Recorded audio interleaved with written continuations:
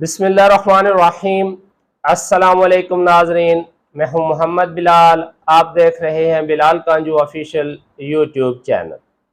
नाजरीन, आज की इस वीडियो में हम डीकल्ब 8148 जो कि बायर का मौसमी मकई का एक शानदार हाइब्रिड है, इसकी चंद नुमाया खसूसियात और कुछ खामियां डिस्कस करेंगे।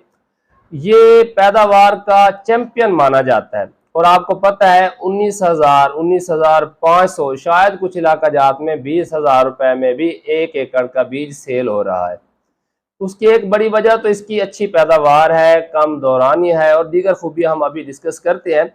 लेकिन एक बड़ी वजह यह है कि मुसलसल बारिशों की वजह से मकई की फसल ताखीर का शिकार हो रही है और जैसे जैसे मकई की फसल ताखीर का शिकार होती है तो जो अर्ली वैरायटीज़ हैं वो लगाना ज़्यादा मुनासिब नहीं रहता। इसीलिए फिर इस तरह के जो हाइब्रिड्स होते हैं उनकी डिमांड बढ़ जाती है। अब इसकी जो नुमाया खसूसियात हैं उनमें सबसे पहली खसूसियत तो इसकी ये है कि ये कम दौरानिए की वैरायटी है। ऑन एन एवरेज 105 दिन इसका जो है वो मैच्योरिटी पीरियड है, लेकिन ये आपने उगाओ के बाद काउंट करना है। मैं आपको बताता चलूँ कि DK 8148 से अगर भरपूर पैदावार लेनी है तो 120 दिन इसे आपने लाजमी देने हैं।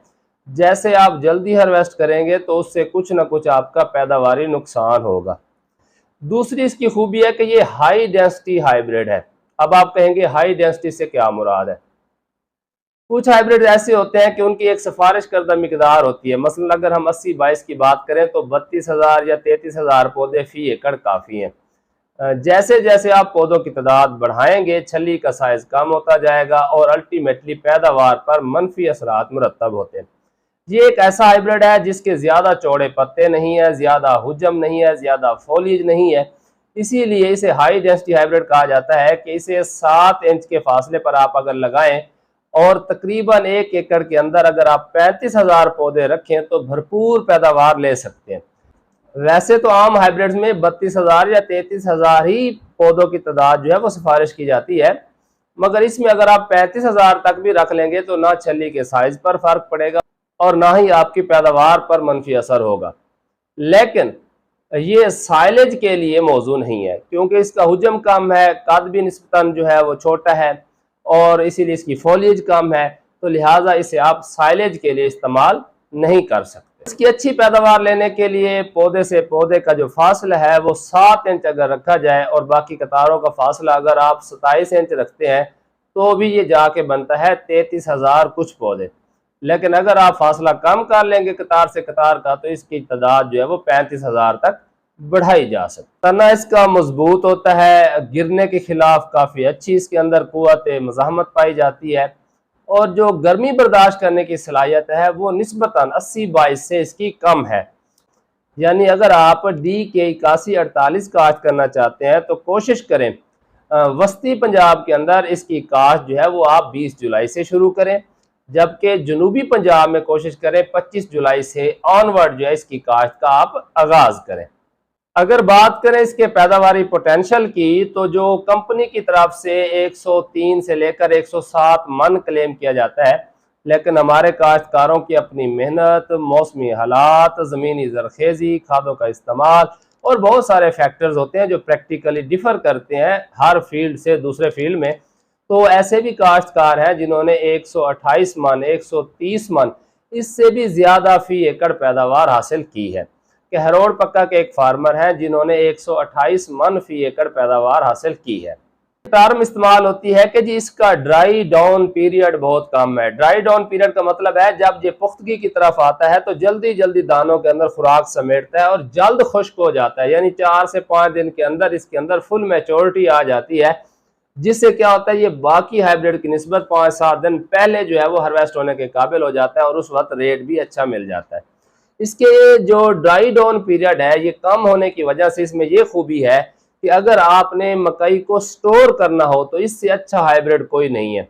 कि यानी जब आप इसे ड्राई कर लेते हैं एक दफ़ा तो उसके बाद इसकी छलियाँ अगर पर्दे में भी पड़ी रहें 10 दिन 15 दिन तो कोई फंगस नहीं लगती।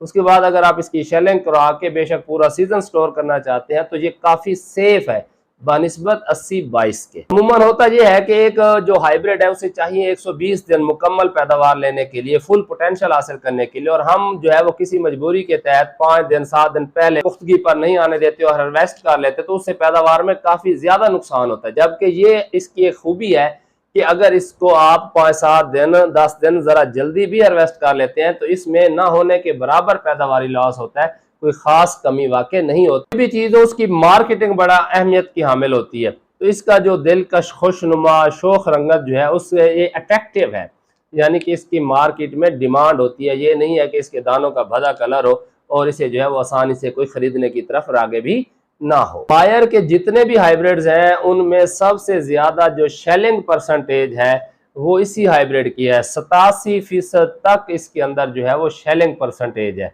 यानी अगर 100 ग्राम है तो उसमें से 87 ग्राम दाने होंगे और 13 ग्राम तुक्का होगा, यानी तुक्का तकरीबन ना होने के बराबर। इसकी खूबियां, कुछ खामियां भी हैं जो मैं आपके साथ शेयर करता चलूं कि ये हाइब्रिड गर्मी बर्दाश्त करने की सलाहियत तो रखता है लेकिन ज़्यादा गर्मी बर्दाश्त नहीं कर सकता।